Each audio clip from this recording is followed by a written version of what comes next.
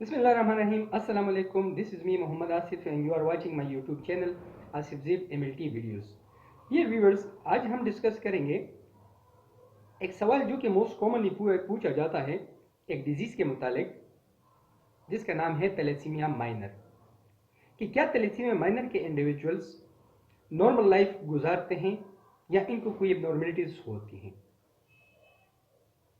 तो सबसे पहले इस वीडियो में हम कुछ चीज़ों को जानने की कोशिश करेंगे, लाइक व्हाट इज़ थैलेसीमिया, इसके टाइप्स कौन से हैं, इसकी डायग्नोसिस कैसे की जाती है, क्या कंप्लीट ब्लड काउंट से हमें इसका अंदाज़ा होता है या नहीं होता, और फिर फ्यूचर में जो थैलेसीमिया माइनर इंडिविजुअल्स होते हैं उनके लिए क्या एहतियाती तदाबीर एख्तियार करनी चाहिए। तो सबसे पहले व्हाट इज़ थैलेसीमिया। रिमेंबर कि थैलेसीमिया एक मोरसी मीन्स के जेनेटिक डिसऑर्डर है जिसमें हेमोग्लोबिन के कुछ चेन्स जैसे अल्फा या बीटा चेन्स की डिफिशिएंसी या उसकी डिलीशन होती है, जिसकी वजह से थैलेसीमिया आ जाता है और ये फैमिलीज टू फैमिलीज चलते रहती हैं।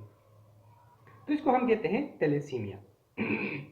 फिर थैलेसीमिया के दो किस्म हैं mainly, alpha thalassemia, beta thalassemia, और भी टाइप से depend upon the type of deletion of hemoglobin chain, लेकिन these are the most common, alpha thalassemia and beta thalassemia.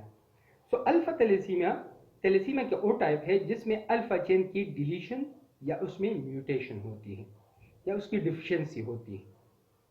Beta thalassaemia जिसमें बीटा चेन की डिफिशिएंसी या डिलीशन या उसमें mutation होती है।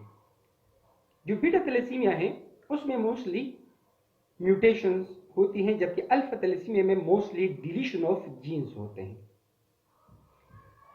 नाउ बीटा थैलेसीमिया के तीन किस्म हैं, alpha beta thalassemia minor, beta thalassemia major and beta thalassemia intermedia.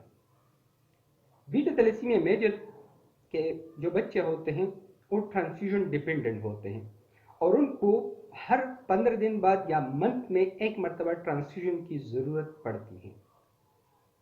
जबकि जो थैलेसीमिया माइनर के इंडिविजुअल्स होते हैं, रिमेंबर, उनको कंसिडर किया जाता है एज ए नॉर्मल इंडिविजुअल्स, क्योंकि थैलेसीमिया माइनर में one chain of beta chain की डिलीशन होती है या म्यूटेशन होती है, जबकि थैलेसीमिया मेजर में दोनों बीटा चेन्स की डिलीशन होती है, जिसको हम कहते हैं बीटा थैलेसीमिया मेजर, और ये बच्चे सर्वाइव नहीं करते और इनको ट्रांसफ्यूजन की ज़रूरत पड़ती है और उनको और भी कॉम्प्लिकेशंस ज़्यादा आती है। जबकि इंटरमीडिया इन दोनों के दरमियान है, मीन्स कि क्लिनिकली अगर बीटा थैलेसीमिया इंटरमीडिया को हम देखें तो ये clinically behave just like thalassemia minor, जबकि जब हम इसको डायग्नोसिस करते हैं तो it behave just like thalassemia major. तो अब जो थैलेसीमिया माइनर है इसके मुतालिक मोस्टली क्वेश्चन आते हैं कि क्या थैलेसीमिया माइनर के जो इंडिविजुअल्स होते हैं उनको डिजीज होता है या नहीं होता। तो ये हम डिस्कस करेंगे आगे। अब हमें कैसे अंदाजा होगा कि एक इंडिविजुअल थैलेसीमिया माइनर का पेशेंट है या नहीं है। तो क्या कंप्लीट ब्लड काउंट हमें हेल्प आउट दे सकती है कि नहीं दे सकती, और फर्दर इसकी डायग्नोसिस के लिए हमें क्या करना चाहिए। तो अगर एक इंडिविजुअल उसने अपना कंप्लीट ब्लड काउंट किया है, उस कंप्लीट ब्लड काउंट में वो कुछ पैरामीटर्स देखे, अगर उसके पैरामीटर्स इससे एलिवेटेड हैं तो सस्पेक्टेड पेशेंट है थैलेसीमिया माइनर का। तकरीबन 80 to 90% चांसेस होते हैं कि वो इंडिविजुअल थैलेसीमिया माइनर का इंडिविजुअल हो। तो कौन कौन से पैरामीटर्स हैं वो? Number 1, red blood cell count. अगर उस इंडिविजुअल का red blood cell count 5.0 millions per microlitre से ज़्यादा है, अगर उसका आरबीसी काउंट 5.0 से मीन्स कि 5 मिलियन से अगर आरबीसी काउंट ज़्यादा है तो this individual is suspected of thalassemia minor. लेकिन उसके साथ साथ हम दूसरी चीज़ें भी देखते हैं और वो है हेमोग्लोबिन। वो इंडिविजुअल्स जो कि थैलेसीमिया माइनर के इंडिविजुअल्स होते हैं, क्योंकि उसमें एक बीटा चेन डिफिशिएंट होता है, इसलिए वो हेमोग्लोबिन प्रॉपरली और नॉर्मली नहीं बना सकता। उनका हेमोग्लोबिन 10 ± 1 होता है, मीन्स 9 to 11 के दरमियान ही रहता है, इससे ज़्यादा नहीं होता। तो ये दूसरा parameter. Third parameter MCV, MCH और MCHC। MCV mean cell volume, means कि सेल का साइज कम हो जाता है, छोटा हो जाता है, सेल्स माइक्रोसिटिक होते हैं। MCH मीन सेल हेमोग्लोबिन, यानी उनका हेमोग्लोबिन एक एवरेज रेड ब्लड सेल्स में जितने हेमोग्लोबिन की क्वांटिटी है वो भी इनमें कम होती है, और MCC भी इन इंडिविजुअल्स की कम होती है। तो ये इंडिविजुअल्स माइक्रोसिटिक हाइपोक्रोमिक एनीमिया वाले इंडिविजुअल्स होते हैं। तो ये तीन पैरामीटर्स, इनको हम कलेक्टिवली MCV, MCH और MCHC को हम कलेक्टिवली कहते हैं रेड ब्लड सेल्स इंडाइसेस। तो red blood cells count elevated होंगे इन इंडिविजुअल्स के, मोर देन 5। नंबर 2, हेमोग्लोबिन इनका 10 ± 1 और इंडाइसेस इनके कम होंगे।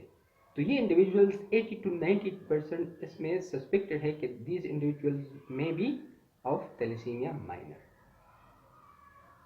अब इनकी प्रॉपर डायग्नोसिस के लिए हम क्या कर सकते हैं? तो रिमेंबर कि इनकी प्रॉपर या कंफर्मेटरी डायग्नोसिस के लिए हम हेमोग्लोबिन इलेक्ट्रोफोरेसिस करवाते हैं। अब हेमोग्लोबिन इलेक्ट्रोफोरेसिस क्या है? हेमोग्लोबिन इलेक्ट्रोफोरेसिस वो टेस्ट है जिसके बेस पे हम हेमोग्लोबिन के जो चेन्स हैं उनको सेपरेट करते हैं एक दूसरे से। हेमोग्लोबिन ए, एडल्ट हेमोग्लोबिन, A2 और हेमोग्लोबिन F। इसी तरह और भी हेमोग्लोबिन हैं लाइक सिकल सेल हेमोग्लोबिन। इन सब हेमोग्लोबिन को हम HB इलेक्ट्रोफोरेसिस के थ्रू सेपरेट करते हैं। तो कंफर्मेटरी टेस्ट थैलेसीमिया माइनर या थैलेसीमिया मेजर के लिए हेमोग्लोबिन इलेक्ट्रोफोरेसिस टेस्ट है, और ये हेमोग्लोबिन के जो चेन्स है इनको सेपरेट करते हैं on the basis of their molecular weight. जितना एक हेमोग्लोबिन का मॉलिक्यूलर वेट कम होगा उतना ही वो स्पीड से मूव करेगा, जितना वेट ज़्यादा होगा उसकी स्पीड उतनी ही कम होती है, जिसके बेस पे ये हेमोग्लोबिन के चेन्स एक दूसरे से सेपरेट हो जाते हैं और इनको हम कहते हैं हेमोग्लोबिन इलेक्ट्रोफोरेसिस। फिर फ्यूचर में हम इन इंडिविजुअल्स के लिए क्या कर सकते हैं कि इन इंडिविजुअल्स को क्या क्या एबनॉर्मेलिटीज हो सकती हैं या नहीं हो सकती। तो थैलेसीमिया के माइनर के जो इंडिविजुअल्स होते हैं वो बिल्कुल नॉर्मल लाइफ गुजारते हैं, रिमेंबर, अनटिल एंड अनटिल उनको कोई और एबनॉर्मेलिटी उनके साथ कंबाइन ना हो। For example iron deficiency anaemia, अगर इन इंडिविजुअल्स में आयरन डिफिशिएंसी एनीमिया हो जाए तो इनका हेमोग्लोबिन ड्रॉप हो जाता है। अदरवाइज ये इंडिविजुअल्स बिल्कुल नॉर्मल लाइफ गुजारते हैं, इनको कोई मेडिकेशन की ज़रूरत नहीं पड़ती। अगर पड़ती है तो सिर्फ और सिर्फ एक चीज़ की, और वो है उनका डाइट मेंटेन करना। अगर थैलेसीमिया माइनर के इंडिविजुअल्स अपनी डाइट मेंटेन कर रहे तो बिल्कुल वो नॉर्मल लाइफ गुजारते हैं, लेकिन अगर उसके साथ साथ आयरन डिफिशिएंसी आ जाती है तो फिर डेफिनेटली उनका हेमोग्लोबिन ड्रॉप आउट हो जाता है, जिनको फिर अनीमिया के कॉम्प्लिकेशन आ सकती हैं। Otherwise these individuals are completely normal individual. एक और चीज़ जो कि थैलेसीमिया माइनर के इंडिविजुअल्स को उसका केयर करना चाहिए, और वो क्या है कि दो थैलेसीमिया माइनर यानी एक मेल और एक फीमेल अगर उनके मैरिजेस हैं तो उन दोनों को अपना इलेक्ट्रोफोरेसिस करवाना चाहिए। अगर दोनों माइनर हैं तो फिर उनकी शादी में कॉम्प्लिकेशंस हो सकती है और उनके बच्चे थैलेसीमिया मेजर के प्रोड्यूस होंगे, और थैलेसीमिया मेजर के जो बच्चे हों उनको ट्रांसफ्यूजन डिपेंडेंट होते हैं, और भी उनको कॉम्प्लिकेशंस आती हैं लाइक उनका वेट का प्रॉब्लम, फिर हर मंथ ट्रांसफ्यूजन, फिर उसके बाद iron chelation, heart problems, liver problems, pancreas problems, इस तरह और कॉम्प्लिकेशन, बोन्स प्रॉब्लम्स। तो ये प्रॉब्लम्स इन इंडिविजुअल्स को आती हैं। तो थैलेसीमिया माइनर को हम मेजर को हम कम कैसे कर सकते हैं कि दो थैलेसीमिया माइनर के मैरिजेस ना हो, तब जाके ये मसले हल होंगे और तब जाके थैलेसीमिया मेजर कम प्रोड्यूस होंगे। आप लोग देख सकते हैं, आप फातिमीद हॉस्पिटल में जाए या इसी तरह और भी हमजा फाउंडेशन है, जहाँ जहाँ पर थैलेसीमिया सेंटर्स होते हैं, आप वहाँ पर उन बच्चों को देखें कि उनके कद छोटे होते हैं, उनकी सर्वाइवल मुश्किल हो जाती है, हर महीने ट्रांसफ्यूजन कराना पड़ता है। तो इसलिए ज़रूरी है कि जो थैलेसीमिया माइनर है, दो थैलेसीमिया माइनर जिनकी मैरिजेस हो रही हो, उन मैरिजेस को ना करने दें। अगर एक इंडिविजुअल्स नॉर्मल हैं और एक थैलेसीमिया माइनर है तो बिल्कुल दे कैन मैरी, लेकिन अगर दोनों माइनर हैं तो फिर प्रॉब्लम्स हो सकती हैं। तो फ्यूचर एक लास्ट जो मेरा एक रिक्वेस्ट है, नंबर 1 लास्ट रिक्वेस्ट कि 2 थैलेसीमिया माइनर के मैरिजेस ना हो तो it will be better for their future. और थैलेसीमिया माइनर के इंडिविजुअल्स वो अपने डाइट का ख्याल रखें, दे विल बिल्कुल नॉर्मल लाइफ गुजारेंगे, वो बिल्कुल उनको कोई कॉम्प्लिकेशंस नहीं होंगी।